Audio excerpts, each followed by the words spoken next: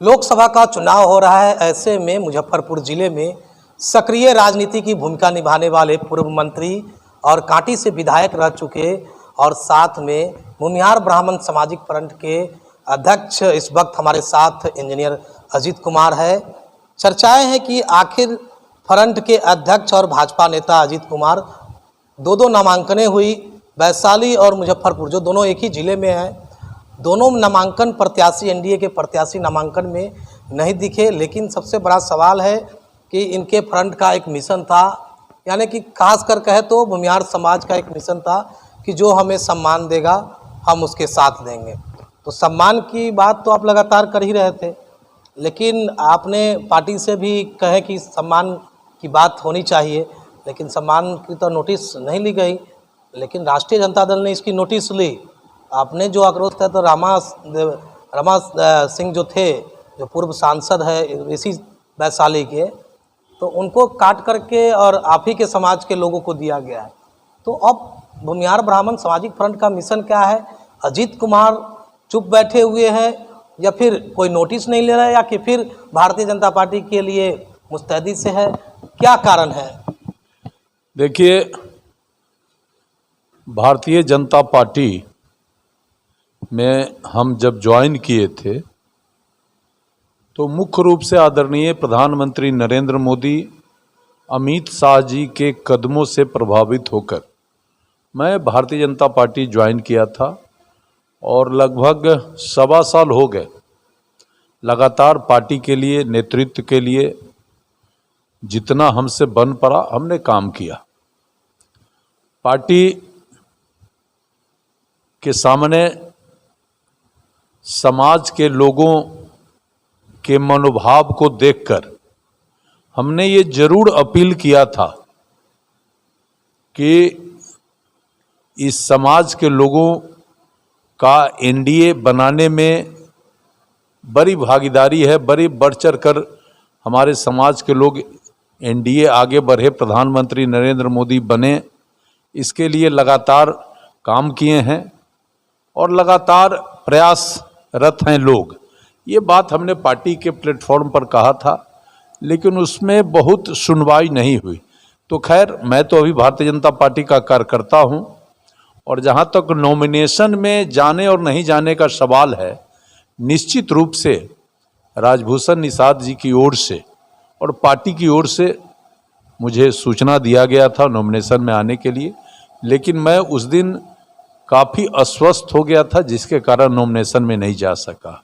जहां वैशाली का मामला है तो वैशाली के उम्मीदवार ने मुझे नॉमिनेशन में आने का कोई आग्रह नहीं किया और मैं जाता, लेकिन जब अखबार में विज्ञापन छपा और हमारा चर्चा उसमें कहीं नहीं था, तो मेरे समर्थकों के द्वारा कहा गया कि आपका ज़रूरत शायद उम्मीदवार को नहीं है, इसीलिए आपका नाम जो विज्ञापन छपे हैं अखबार में उसमें नहीं आया है।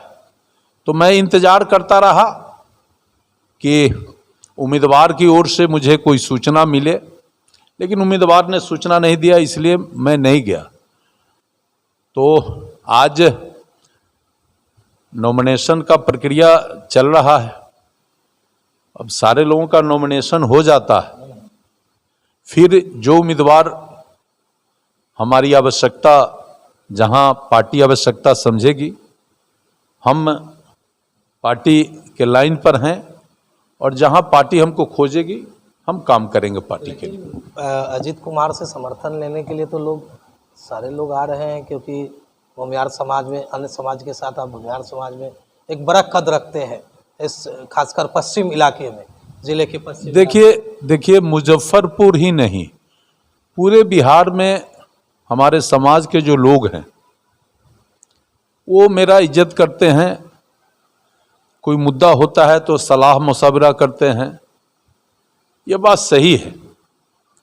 और समाज के लिए निश्चित रूप से मैं काम करता हूं। मेरा चिंता रहता है कि समाज को कोई भी संकट समाज के सामने आवे तो उसका जितना हमारी ताकत है उससे लग के उसका निदान करे, ये हमारा प्रयास रहता है। इसलिए समाज हमारा हमें रिकॉग्नाइज किया हुआ है।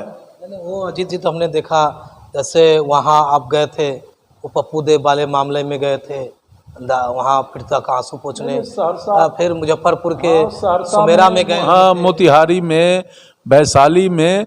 तो मैं वही कह रहा था कि समाज के लोग पूरे राज्य में हमारा इज्जत करते हैं, और जब कभी कोई संकट समाज पर आता है तो हम खड़ा रहते हैं, ये बात है। और नॉमिनेशन का प्रक्रिया पूरा हो जाता है, पार्टी जो हमें निर्देश देगी निश्चित रूप से हम अपने क्षमता के हिसाब से इस चीज़ को समझेंगे, देखेंगे, काम करेंगे। फ्रंट का जो मिशन था जिसके आप अगुवाई कर रहे हैं, जिसमें लोग आपके समाज के खासकर जुड़े हुए हैं, तो वो मिशन तो राष्ट्रीय जनता दल ने फुलफिल किया। आपने जिस तरह से आगाज़ किया उसके बाद नामों की घोषणा हुई, चर्चाएं बहुत सारे लोगों। देखिए, ये बात सही है कि पिछले 3 वर्षों से राज्य के पैमाने पर हमने समाज में एक जागृति पैदा किया लोगों के बीच, और लोगों ने भी हमारे प्रयास का सराहना करते हुए हमारे लाइन को फॉलो किया कि साहब, हम सब आज़ादी की लड़ाई से लेकर आज तक समाज के नवनिर्माण में गरीबों के सवाल पर और जो भी चुनौती देश प्रदेश पर आया है, हर चुनौती में हमारा समाज आगे बढ़ चढ़ कर अपनी भूमिका राष्ट्र हित में, प्रदेश हित में निभाया है।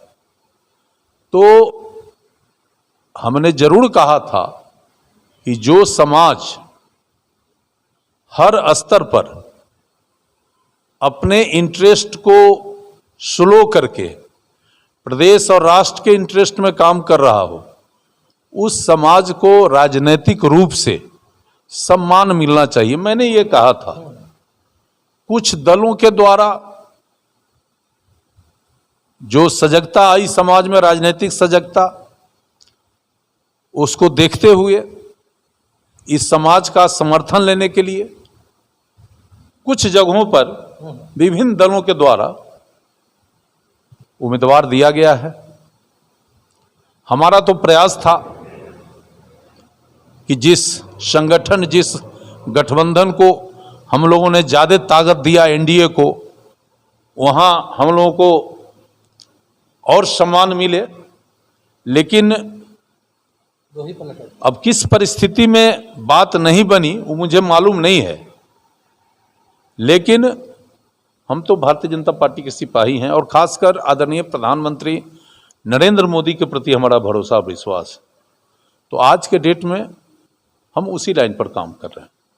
लेकिन सम्मान जब मिलने लगी है, पिछले एमएलसी चुनाव में सम्मान मिला, राष्ट्रीय जनता दल ने सारे समीकरण को ध्वस्त करके नए समीकरण को बनाया, माई से बाप तक की बात चलने लगी, तो ए टू जेड की भी बात चली। जब आप लोग आगाज़ किए, आवाहन किए, हुंकार जब भरने लगे, तो पटना से लेकर मुजफ्फरपुर तक तो समीकरण तो बहुत सारे बदले हैं, तो फिर समीकरण के हिसाब से समाज का टर्न क्यों नहीं हो रहा है?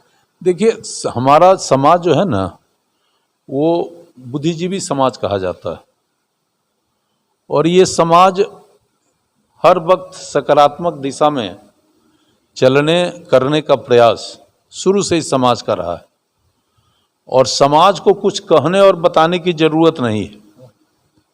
समाज बहुत ही बारीकी से चीज़ों को समझकर उसका मूल्यांकन करके समाज कदम उठाने का अभी तक काम किया है। तो इसमें फ्रंट की ओर से कोई डायरेक्शन जाए, फ्रंट की ओर से कोई फतवा जारी हो, मैं समझता हूं कि ये स्थिति नहीं। बुद्धिजीवी समाज है, अपने हिसाब से काम करता है। लेकिन अब पिछले बार ने आपने ये भी कहा, और हमने खाई को तोड़ा है, यादव भूमियार की एकता की बात आपने की थी। नहीं। और एकता, आप सुनिए, हम अभी भी, मैं बहुत क्लियर अपने आप को करके रखा है, मैं कभी जात पात नहीं करता। समाज का संगठन चलाने का मतलब ये नहीं है कि मैं जात पात करता हूँ। देखिए, मेरा जात जो है, मैं जिस जाति में पैदा लिया हूँ, ये बुद्धिजीवी समाज है।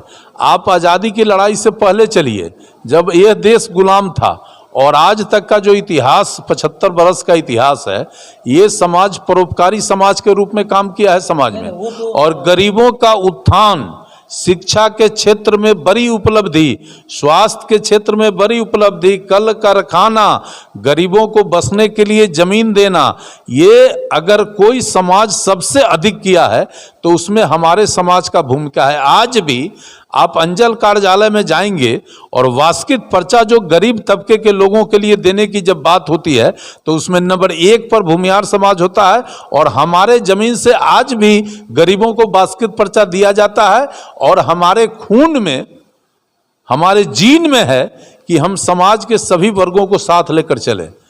हम समाज को मजबूत करने के लिए राजनीति जरूर, एक भेदभाव जो पैदा था पिछले स्तर पर, देखिए, कोई भेदभाव नहीं है। समाज में सभी तबके, सभी जाति के लोग रहते हैं, और हम सब, हमारे समाज का एक इतिहास रहा है कि हम सबके साथ मिलजुल कर चलते हैं। अब जहाँ तक राजनीतिक स्थिति बनती बिगड़ती है, अब इस जिले में आज फिर दिख रहा है कि पहले क्या सामाजिक समीकरण था, आज क्या सामाजिक समीकरण हो रहा है। तो सामाजिक समीकरण समय और परिस्थिति के हिसाब से बदलता रहता है, इसलिए ये कोई नई चीज नहीं है। तो हमारे साथ बातचीत कर रहे थे बिहार सरकार के पूर्व मंत्री है और भूमिहार ब्राह्मण सामाजिक फ्रंट के अध्यक्ष है। लेकिन ऐसे में अब इनके ना जाने से सवाल उठना लाजमी है, क्योंकि जिस तरह से सक्रिय राजनीति में रहते हैं और नामांकन में शामिल नहीं होते हैं, लेकिन अभी जो झंडा बुलंद करनी चाहिए जिस पार्टी में है, वो कहीं ना कहीं थमता हुआ दिख रहा है। हालांकि इनका कहना है कि प्रधानमंत्री नरेंद्र मोदी के विचारों के साथ, उनके साथ खड़े हैं। अगर आदेश आता है तो हम उनके आदेश का पालन करेंगे, यानी भारतीय जनता पार्टी के जो आदेश आएगा उनका पालन किया जाएगा। हालांकि देखना होगा कि आखिर सम्मान की बात करने वाले समाज आखिर अंत पोजीशन में क्या सम्मान की बात करते हैं और किस तरह से कौन से सम्मान को स्वीकार करते हैं। देखते रहे खबर मुजफ्फरपुर, आगे भी इस तरह की खबरें हम आपको दिखाते रहेंगे। शो की प्रायोजक है मां भवानी डेकोर प्राइवेट लिमिटेड, मतलब a complete floor solution, new 0 mile Dadar road, Muzaffarpur.